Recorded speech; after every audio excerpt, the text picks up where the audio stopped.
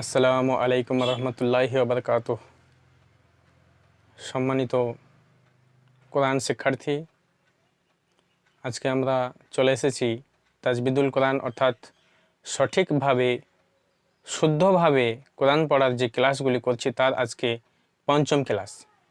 পঞ্চম ক্লাসে আজকে আমরা আলিফ থেকে ইয়া পর্যন্ত মাখরাজ অর্থাৎ উচ্চারণের উৎপত্তি স্থল, মানে আলিফ থেকে ইয়া পর্যন্ত কোন বর্ণ কোথা থেকে মানে উচ্চারণ করতে হবে, বলতে হবে, সেগুলি আমরা আজকে শিখব ইনশাআল্লাহ। তো শুরু করি আমরা।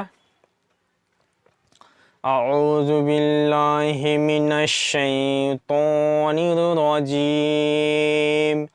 বিসমিল্লাহির রহমানির রহিম।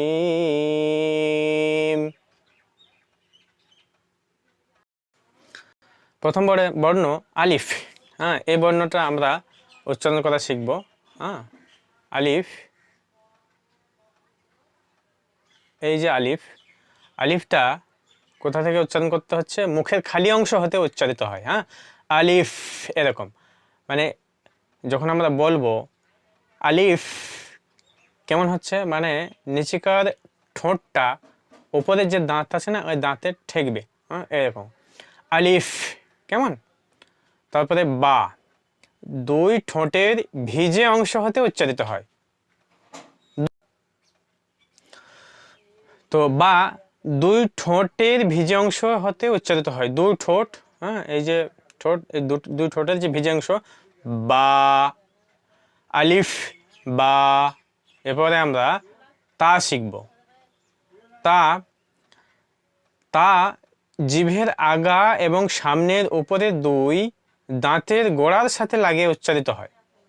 তা, তাহলে জিভের আগা, জিহ্বার আগা এবং সামনের উপরের, এই যে সামনের উপরের দুই দাঁত, এই দুই দাঁতের গোড়ার সাথে লাগিয়ে উচ্চারিত হবে।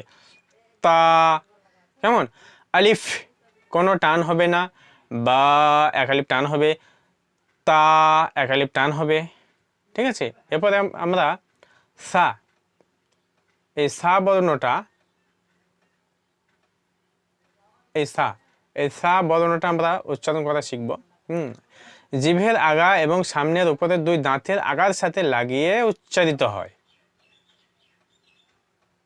তাহলে এই যে জিহ্বা, জিহ্বা উপরের দাঁত, এই দাঁত, অ্যাকচুয়াল মাড়ি, উপরের দাঁতের যে মাড়িটা আছে না, ওখানে মাড়ির গোড়া এবং দাঁতের গোড়া, এই দাঁত এইখানে ঠেকিয়ে কিন্তু আমাদের উচ্চারণ করতে হবে।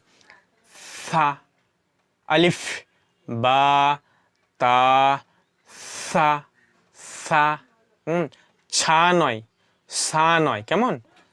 সা, সা, আলিফ বা তা সা। এবারে আমরা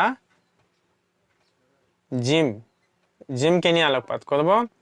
জিম জিভের মাঝখান এবং তার বরাবর ওপরের তালুর সাথে লাগিয়ে উচ্চারিত হয়। জিম, জিম 3 আলি পরিমাণ টান হবে।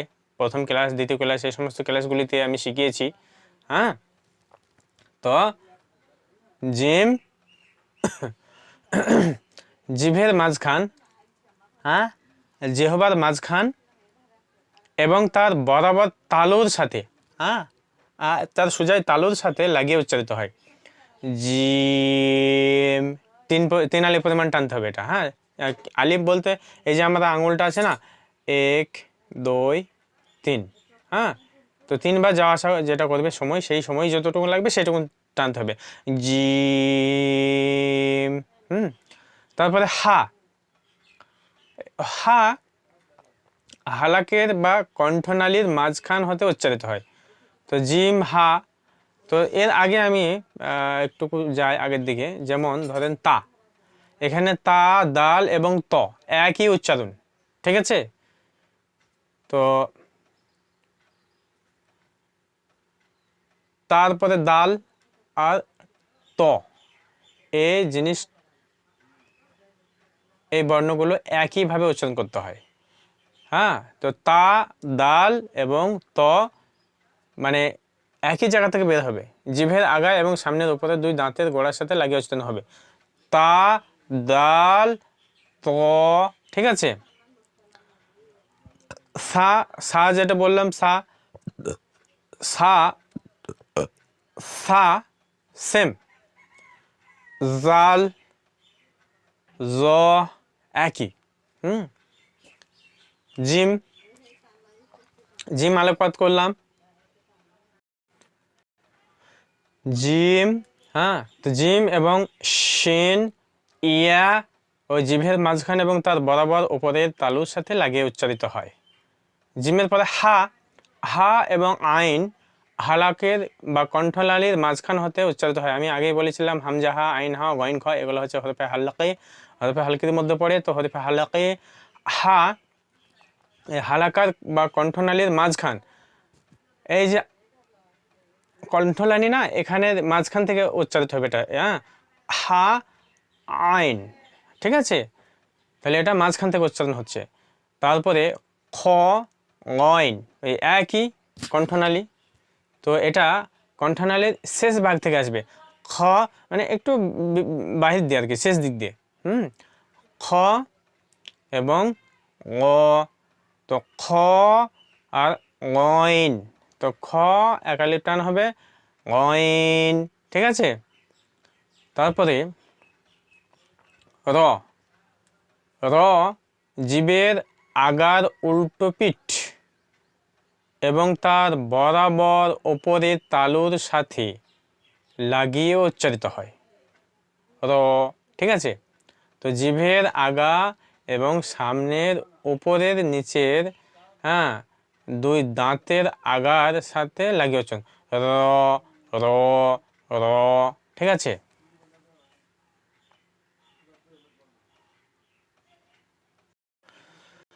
রর পর আমরা চলে যাব জা, শিন, সদ। জা, তো জা জিভের আগা এবং সামনের উপরের নিচের দুই দাঁতের আগার সাথে লাগিয়ে উচ্চারিত হয়, যেমন এরকম জা, জা। হ্যাঁ, মানে একটু কাঁপুনি টাইপের হবে। জা, শিন, সদ, যেখান থেকে উচ্চারিত হয়, হ্যাঁ, ওখান থেকেই বলতে হবে জা, শিন, সদ, ঠিক আছে। তারপরে জদ জিভের কিনারা এবং তার বরাবর ওপরের মাড়ির দাঁতের গোড়ার সাথে লাগিয়ে উচ্চারিত হয়, যেমন র, রদ, রদ, হ্যাঁ, সদ, রদ। অ্যাকচুয়াল এই উচ্চারণটা গোটা পৃথিবীতেই একটুকু গোলমাল আছে। হ্যাঁ, কেউ বলছেন দ, কেউ বলছেন জ। অ্যাকচুয়াল উচ্চারণের পার্থক্য এটা গোটা পৃথিবীতে ভুল ভ্রান্তি আছে। তো কেউ বলছেন জ, আবার কেউ বলছেন দ, দ, ঠিক আছে। তো জিভের কিনারা, হ্যাঁ, দুই কিনারা এবং তার বরাবর উপরের মাড়ির দাঁতের গোড়ার সাথে লাগিয়ে উচ্চারিত হবে, যেমন রদ, রদ, কেমন সদ, রদ। হ্যাঁ, তারপরে ফা নিচের ঠোঁটের ভিজে অংশ এবং সামনের উপরের দুই দাঁতের আগার সাথে লাগিয়ে ফা, এরকম এমনভাবে ফাটা উচ্চারণ করতে হবে যেন যে হাওয়াটা বেরোবে সে হাওয়াটা যেন নাকে ঠেকে। ফা, ফা, কেমন। ফার পর কফ, কফ জিভের গোড়া এবং তার বরাবর উপরের তালুর সাথে লাগিয়ে উচ্চারিত হয়, দুই নুক্তাওয়ালা কাপ যেটা। তো কফ তাহলে জিহ্বার গোড়া এবং তার উপরে তালুতে ওখানে ঠেকিয়ে উচ্চারিত হবে। ক, যেমন বাংলায় কয়ে বয়ে ক, হ্যাঁ, এরকম কফ, ঠিক আছে। তারপরে কাফ জিভের গোড়া এবং জিভের গোড়া হতে একটু আগে বাড়িয়ে তার বরাবর উপরের তালুর সাথে লাগিয়ে উচ্চারিত হবে, মানে ওটা যেমন ভিতরে হয়েছিল জিভের গোড়াতে, তো আর একটু আগে আসতে হবে, জিভের গোড়া থেকে আর একটু আগে এসে তার বরাবর তালুতে লেগে উচ্চারিত হবে, যেমন কাফ, কাফ, কেমন।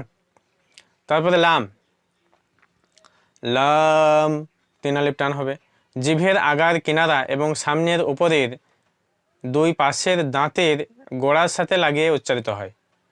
ঠিক আছে, তো জিভের আগার কিনারা এবং সামনের উপরের দুই পাশের দাঁতের গোড়ার সাথে লাগিয়ে উচ্চারিত হয়। হ্যাঁ, তো জিভের কি আগার, তো জিভের আগা আর কিনারা যেটা, হ্যাঁ, এবং সামনের উপরের দুই দাঁত পাশের দাঁতের গোড়ার সাথে লাগিয়ে উচ্চারিত হয় লাম, লাম। তারপরে হচ্ছে মিম, দুই ঠোঁটের শুকনো অংশ মিলিয়ে উচ্চারিত হয়। এই মিলালাম, মিম।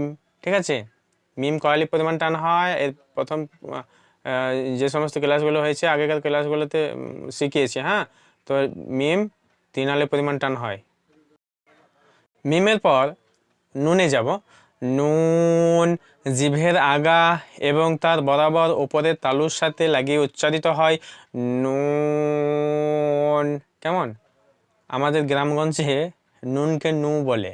ঠিক আছে, এটা অনুচিত, এটা শব্দই নয়, ওরকমভাবে নুন বলা, নু বলাই যাবে না, নুন।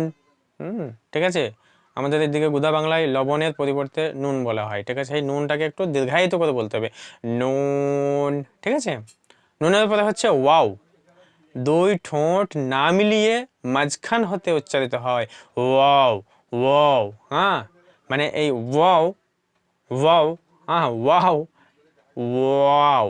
হ্যাঁ, দুই ঠোঁট না মিলিয়ে মাঝখান থেকে উচ্চারিত হবে ওয়াও, ওয়াও। তারপরে হা এবং হামজা হালাকের বা কণ্ঠনালীর শুরু হইতে উচ্চারিত হয়। তাহলে আমরা হামজা হা আইন হা, তো হামজা হা হালাকের বা কণ্ঠনালীর শুরু হতে উচ্চারিত হলে একটা, আর এদিকে আমরা প্রথমে বললাম হা আর আইন, হ্যাঁ, হামজা হা আইন হা, তো আইন হা হালাকের বা কণ্ঠনালীর মাঝখান থেকে উচ্চারিত হচ্ছে, আর গয়েন খ, অর্থাৎ গয়েন খটা হালাকার বা কণ্ঠনালীর শেষ ভাগ হতে উচ্চারিত হচ্ছে। হ্যাঁ, তো আরবিতে কিন্তু এই যে হামজা হা, গয়েন খ, আইন হা, গয়েন খ, আর ওইদিকে হামজা হা, লাস্টে এই যে হামজা হা। হ্যাঁ, এই কণ্ঠনালীর বর্ণ কটা কিন্তু খুব ঠটস্থ রাখতে হবে।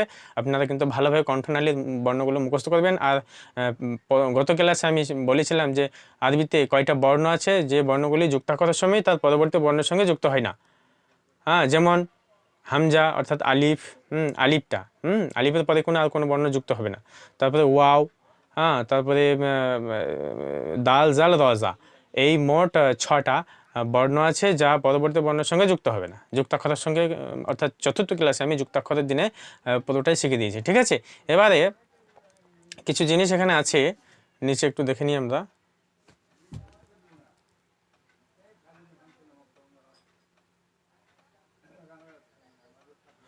দেখেন, ত জ উচ্চারণের সময় মুখ একটু গোল করে আওয়াজ মোটা করতে হবে। যেমন তো, ত, জ। ঠিক আছে, গোল করে আওয়াজ মোটা করে পড়তে হবে। ত, জ, একালিপ পরিমাণ টান হবে, এগুলো কিন্তু তিন আলিপ নয়। হ্যাঁ, এবং সদ আর শিন এর উচ্চারণ প্রায় একই রকম, শুধু পুর ও বাদিকের পার্থক্য। হ্যাঁ, পুর মানে গোল হবে, স, সি। হ্যাঁ, পুর মানে মুখটা গোল হবে। হ্যাঁ, যেমন সদে স, সদ, সদ, হ্যাঁ, সদে জদে কিন্তু ঝটকা হবে। ঠিক আছে, তো সদ গোল হলো, আর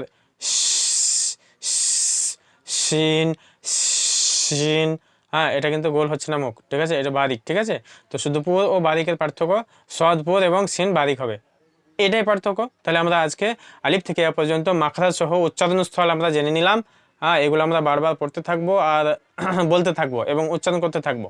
ঠিক আছে, পরপর ক্লাস হচ্ছে, ইনশাল্লাহ আমরা এই ক্লাসগুলো কমপ্লিট করলে শুদ্ধভাবে সঠিকভাবে কোরআনটা আমরা পড়তে পারবো, বুঝতে পারবো, এবং মানে ভুল হবে না। কোরআন পড়তে গেলে কি হয়, অনেক সময় এরা অর্থাৎ জের জাবারের যে পার্থক্য, জেরের জায়গায় জাবার যদি দিয়ে দেওয়া হয় তো মানে ভুল হয়ে যাবে। এবং শব্দের যে উচ্চারণ, অর্থাৎ এর আগে হয়তো বলেছিলাম কুল এবং কুল, ক পারলাম, এই কুল মানে হচ্ছে বলো, আর কা পারলাম মানে এই কুল মানে হচ্ছে খাওয়া। তাহলে উচ্চারণের পার্থক্য, তাহলে একটা হবে কুল আর একটা হবে কুল, কুল, কুল, কুল, কুল, হ্যাঁ, তো কুল কয়বে লাম, এই কুলটা হবে বলো। আর কাপলাম কুল, এটা হবে তুমি খাও। ঠিক আছে, এই যে পার্থক্যগুলো, এই জন্য আরবিতে যেহেতু আমরা একটা হরফ পড়লে যেমন নেকি হয়, সব অর্জন হয়, তো আমরা যেন গুনাহগার না হয় সেজন্য আমার এই প্রচেষ্টা। আপনারা আমার এই ক্লাসটা এইভাবে করুন, শিখে যাবেন। যারা আমার বয়সে বড় বা ছোট, যারা এখনো শিখেননি, আপনারা কন্টিনিউ করতে থাকুন। ইনশাল্লাহ আমরা এই কোরআনটা শিখে ফেলবো। তবে এই বলা ও লেখার মধ্যে যদি ভুল থাকে তো আমি মার্জনীয় ক্ষমা চাইছি। ভালো থাকবেন, সুস্থ থাকবেন। আসসালামু আলাইকুম রহমতুল্লাহি ওয়া বারাকাতুহু।